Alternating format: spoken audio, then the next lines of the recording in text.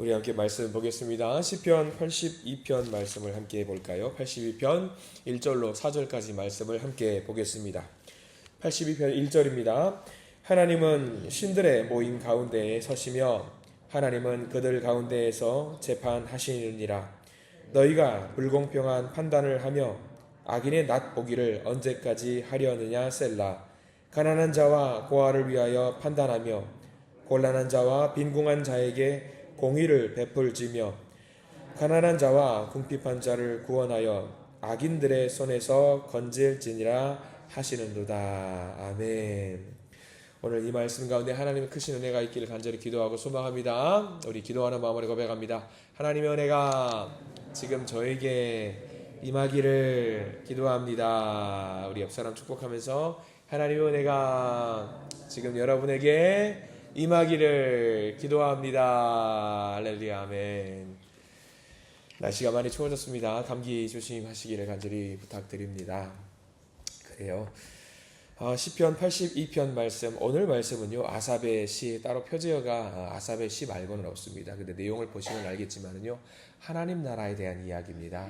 하나님의 나라가 천국에만 우리가 죽고 나서 가는 날, 그것도 있겠지만 이 땅 가운데 공의와 정의로 이루어지는 하나님 나라가 이루어지기를 간절히 소망합니다. 라는 제목으로 오늘 노래를 하고 있고요. 기도를 하고 있습니다. 하나님 나라에 가기 위해서 제일 먼저 필요한 것이 하나가 있어요. 여러분들 어떤 것이 제일 필요할까요? 오늘 성경 말씀은 뭐를 이야기하냐면 1절 말씀에 재판에 대한 이야기를 먼저 하고 있거든요. 누가 재판관이 되어 주시냐면 하나님께서 우리의 재판관이 되어주시고 우리가 살면서 하나님 나라에 들어가기 위해서는 반드시 재판의 과정을 한번 거쳐야 된다라는 이야기를 하고 있는 거지요. 여러분 성경 말씀 잘 알고 있는 말씀이 하나 있어요. 한번 죽는 것은 사람에게 정해진 것이요 그 후에는 심판이 있으리로다 라는 히브리서 말씀이 있습니다. 한번 반드시 그 심판의 과정, 재판의 과정을 지나야 된다라고 이야기를 하고 있는 거예요. 학생들이 학교에서 기말고사, 중간고사 시험을 보잖아요. 그 시험은 기한이 정해져 있어요. 언제 시험을 볼 것이다 라고 선생님이 알려주시기 때문에 부지런히 벼락치기라도 하면 할 수 있습니다. 근데 하나님 나라에 들어가는 시험은요 마치 쪽지 시험 같아요. 하나님 선생님이 갑자기 와서 오늘이 시험 날짜야 라고 갑자기 일러주면서 갑자기 시험 보자고 하시는 것과 비슷한 맥락인 것 같아요. 그러니까 아무도 몰라요. 우리가 그 재판의 과정을 반드시 참여하게 될 텐데 아무도 그 날을 모르고 누구만 알고 계시냐면 하나님이 알고 계신다. 오늘이 재판 날짜야 준비해라 라고 하시면 우리는 준비해야 되는 겁니다. 그래서 하나님 나라에 들어가기 위해서 우리가 반드시 그 심판의 과정을 거쳐야 되는데 하나님께서 오늘 1절 말씀에서 이야기해주고 있어요. 재판관이 되어주셔가지고 그 재판장에 나오셔서 주변을 둘러보고 있는 하나님의 모습을 우리에게 보여주고 있습니다. 자, 1절 말씀 한번 볼까요? 1절 같이 읽어보자. 시작. 하나님은 신들의 모임 가운데에 서시며 하나님은 그들 가운데에서 재판하시느니라 라고 나와 있습니다. 여러분들 우리 앞에 하나님이 딱 서셔가지고 오늘 재판 날짜야 라고 이야기하시면 여러분들 당당하실 분 계십니까? 나는 당당하게 하나님의 심판을 받을 수 있는 준비가 되어 있습니다. 아무도 없을 겁니다. 두렵고 떨리는 마음으로 그 시험에 임하게 되겠지요. 근데 하나님이 그 재판에 임하실 때에 정해진 그 판단의 기준이 있을 거 아닙니까? 판단의 기준이 있을 거예요. 법이라고 하잖아요. 법이라고 하는 것은 세상의 약한 자들과 가난한 자들과 궁핍한 자들을 돌봐주고 보호해주고 그리고 쓸데없이 힘을 낭비하는 강력한 자들을 통제하기 위해서 세상 가운데 법이 있습니다. 마찬가지예요. 하나님 나라의 법도 규칙이 있어요.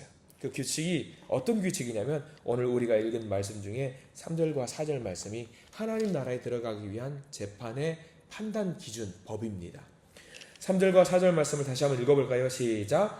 가난한 자와 고아를 위하여 판단하며 곤란한 자와 빈궁한 자에게 공의를 베풀지며 가난한 자와 궁핍한 자를 구원하여 악인들의 손에서 건질지니라 하시는도다. 아멘. 이 말씀대로만 우리가 살아가면 되고요. 이 말씀대로만 하나님이 우리를 판단하시는 거예요. 위안이 좀 되시죠? 주님, 저는 가난한 자잖아요. 저는 주님 앞에서 궁핍한 자고요. 빈궁한 자잖아요. 하나님의 공의로 저를 심판하여 주시는데 이 3절과 4절의 기준에 입각해서 저를 판단해 주세요 라고 한다면은 우리는 하나님의 편에 설 수 있는 거예요. 하나님의 편에 설 수 있습니다. 우리도요, 세상에 살면서 누군가를 판단하고 누군가를 이야기할 때에 이 3절과 4절의 기준에 입각해서만 사람을 판단하고 평가하면 됩니다. 근데 아이러니한 것은 꼭 그렇게 판단하지 않는 것 같아요. 세상도 마찬가지예요. 힘이 있으면 약자들을 돌봐줘야 되는데 그렇게 하지 않을 때가 많이 있는 것 같습니다. 세상 보고 우리 보고 힘을 주면서 너희들이 세상을 좀 판단해봐라 했을 때에 우리는 이런 하나님의 정의에 입각해서 판단해야 되는데 그런 생각 잘 하지 않고 고아와 과부의 시선이 아니라 강자의 시선으로 세상을 억누를 때가 많이 있습니다. 그렇지만 우리가 잘해야 될 게 뭐냐면 이렇게 하나님께서 판단 기준을 주셨음에도 불구하고 이 기준대로 살지 않는 사람들에게 뭐라고 성경은 이야기하고 있냐면 성경 곳곳에서 이런 이야기가 나와 있더라고요. 이사야 5장 23절에 이런 말씀이 있어요. 그들은 뇌물로 말미암아 악인을 의롭다 하고 의인에게서 그 공의를 빼앗는도다 라는 심판의 메시지들이 있어요. 미가서 3장 11절 말씀도 이런 말씀이 있더라고요. 그들의 우두머리들은 뇌물을 위하여 재판하며.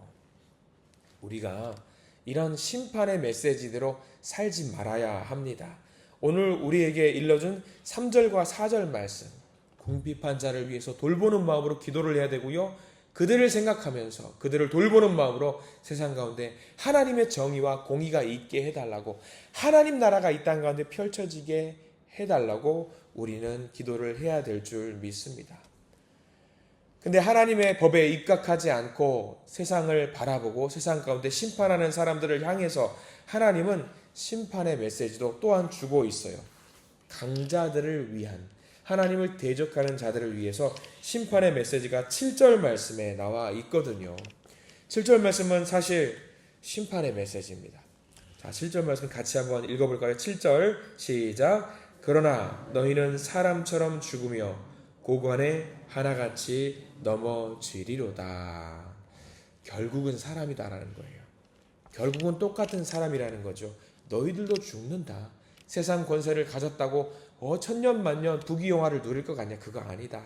다 죽을 수밖에 없다. 죽게 되면 반드시 너희들도 내 앞에 서게 될 것이고 심판을 받게 될 것이다. 너희들도 기말고사 받게 될 것이다. 그러니까 우리가 오늘 81편 말씀, 우리가 때로는 심판을 할 수 있는 사람이 될 때도 있습니다. 그때 우리가 어떻게 해야 되느냐? 약자를 위해서, 하나님의 나라를 위해서, 하나님의 백성들을 위해서 심판하고 그들을 위해서 살아가는 우리가 되어야 된다라고 하는 것입니다. 오늘 말씀에 어쩌면 최종적인 마지막 말은요, 요약되는 한 절의 말씀을 정한다라고 하면 8절 말씀일 겁니다. 하나님, 우리의 재판관이 되어 주십시오 라고 하는 말씀이거든요. 우리 8절 말씀은요, 전체를 다 밑줄을 그어두시고 함께 같이 읽어보기를 원합니다. 8절 말씀을 읽을게요. 하나님이여 일어나사 세상을 심판하소서. 모든 나라가 주의 소유이기 때문이니이다. 아멘. 그래요. 하나님 재판관 되어 주셔가지고요, 이 세상을, 그리고 우리도 심판해 주세요. 우리도 심판해 주세요. 최후의 그 순간에 우리도 심판해 주실 줄 믿습니다. 이 아삽의 고백이 저와 여러분들의 고백이 되기를 간절히 축원합니다.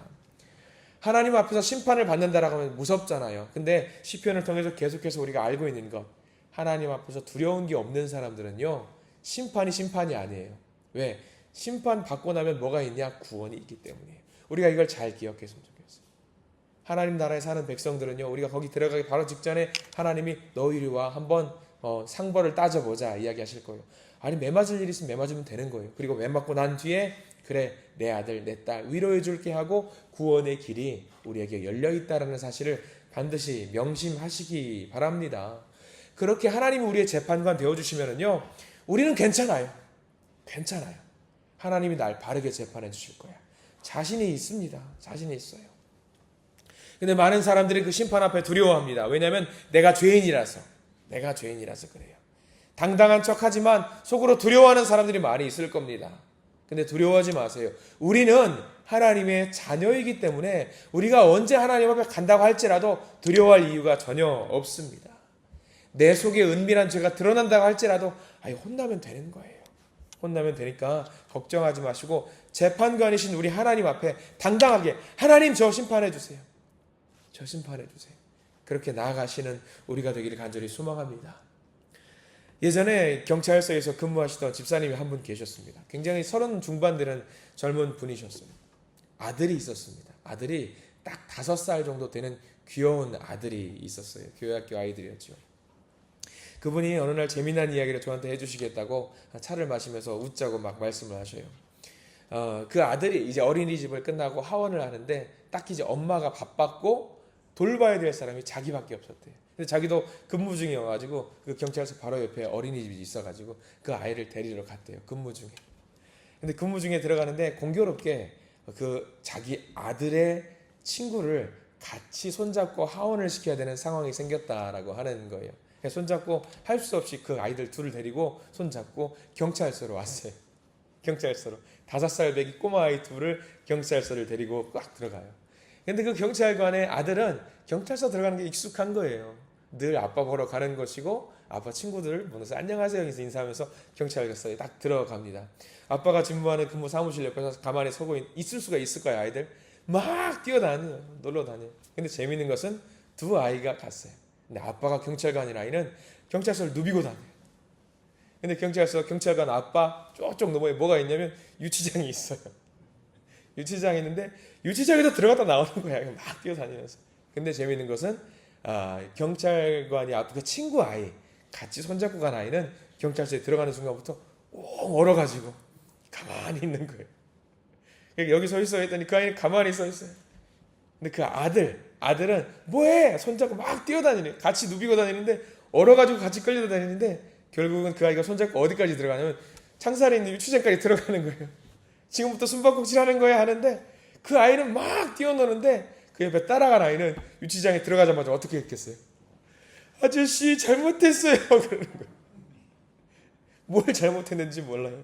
그냥 잘못했대요. 뭔가 본 건 있으니까 여기 들어가면 안 된다는 건 아는 거예요. 그 이야기를 그 경찰관 집사님이 이야기해 주시는 거예요. 근데 그 말씀이 갑자기 떠오르는 거죠. 맞다. 우리가 심판날에 경찰관을 아빠에 둔 아이는 유치장에 있든 뭐에 있든 두려울 게 뭐가 있느냐. 누비고 다니든 말든 내 맘이지. 근데 그게 아닌 아이들은요. 떨리는 거예요. 여러분 명심하세요. 오늘 말씀이요. 하나님이 우리를 재판하신다고 심판하실 때 두려워할 이유가 없어요. 전혀 없어요. 왜? 우리 아버지가 누구시냐면 하늘아버지는 재판관이시기 때문입니다. 하나님이 우리를 재판하신다고 했을 때에 혼낼 수 있겠지만 우리를 구원하시기 위해 재판하신다는 것을 믿으시기 바랍니다. 심판을 지나서 반드시 구원이 있다는 것을 믿으시기 바랍니다. 그러니까 우리가 하나님 나라에 들어가는 것을 두려워할 이유가 없어요. 그리고 이 땅 가운데서도 이미 예수님께서 이 땅 가운데 회개하라 천국이 가까이 왔느니라고 이야기했던 이유가 뭐냐면 이 땅 가운데 하나님 나라를 만들기 위해서 왔어요. 그러면 이 땅이 곧 하나님 나라예요, 여러분들. 우리가 살고 있는 내가 밟고 있는 그 땅이 하나님 나라입니다. 이 땅 가운데 하나님 나라를 만들기 위해서 우리가 부단히 노력을 해야 될 줄 믿습니다. 그렇게 열심히 사는 사람들은요, 또 이런 말씀도 있더라고요. 요한복음 5장 24절에 내가 진실로 너희에게 이르노니 내 말을 듣고 나 보내신 이 믿는 자는 영생을 얻었고 심판에 이르지 아니하나니 사망에서 생명으로 옮겼느니라. 하나님이 우리 아버지가 되신 분은요, 사망에서 이미 생명으로 옮겨간 거예요. 사망에서 생명으로. 이스라엘 백성들 출애굽 사건 여러분 잘 기억해 보세요. 이스라엘 사람들이 10가지 재앙을 한 대씩 맞아요. 다 맞는데 이스라엘 백성들도 맞고 애굽도 같이 맞아요. 근데 이스라엘 백성들은 걱정을 할까요, 안 할까요? 걱정을 안 해요. 비록 맞을지언정 안 해요. 근데 이집트 백성들은 어때요? 그 한 건 한 건이 재난이고 재앙이에요. 근데 이 심판의 끝에 하나님의 구원이 있다라는 것을 이스라엘 백성들은 알고 있기 때문에 잘 견뎌낼 수 있었던 겁니다. 그래서 10가지 재앙이 있을 때, 10번째 재앙이 있을 때에 이집트 백성들은 나가 떨어지잖아요. 근데 하나님의 백성들은 어때요? 이 위기를 잘 이겨내서 하나님의 구원의 손을 붙잡고 나오는 것을 여러분들 성경을 통해서 잘 알고 계실 겁니다. 그래서 오늘 말씀 시편 81편 특별히 8절 말씀을 계속해서 오늘 묵상하시는 저와 여러분들 되시기를 바랍니다. 하나님이 심판하셔도 걱정하실 필요 없습니다. 하나님이 일어나사 세상을 심판하소서. 어서 심판하소서. 모든 나라가 주의 소유이기 때문입니다. 모든 나라가 주의 소유이기 때문에 나는 누구다? 주님의 소유된 자, 주님의 백성이다. 어서 심판하시고 어서 우리를 구원해 주시옵소서. 이 기도를 오늘 하나님께 올리시기를 간절히 소망합니다. 명심하십시오. 우리의 아버지는 하나님이십니다. 그 하나님을 믿고 의지하는 가운데 복을 누리시는 믿음의 성도님들, 믿음의 하루를 되시기를 간절히 기도하고 소망합니다. 기도하겠습니다. 주님 감사합니다. 우리를 예배의 자리로 불러주시고 하나님 앞에 마음을 열어 기도하게 하시니 감사드립니다. 세상의 판단과 사람의 말에 흔들릴 때가 많았음을 고백합니다. 그러나 우리가 세상의 기준에 좌지우지 되는 것이 아니라 하나님의 판단 기준에, 하나님 나라의 법에 따라 사는, 그것에 따라 그것을 의지해서 살아가는 우리 모든 믿음의 성도들이 되게 해 주시옵소서. 세상 살면서 때로는 세상의 법에 따라갈 때에 억울할 때가 있습니다. 넘어질 때도 있습니다. 그러나 우리는 세상 법보다는 하나님 나라의 법에, 하나님 나라의 법을 따라 의지하는 믿음의 자녀들입니다. 우리의 판단 기준이 아니라 하나님의 판단 기준에 따라서 사는, 그래서 구원으로 걸어가는 믿음의 성도들 되게 해 주시옵소서. 하나님이여 속히 일어나사 세상을 심판하여 주시옵소서. 모든 나라가 주님의 것입니다. 저로 하여금 주님 나라의 백성 되게 해 주시옵소서. 이런 기도를 하나님께 올리고 응답받는 우리가 되게 해 주시옵소서. 예수 그리스도 이름으로 간절히 기도드립니다. 아멘.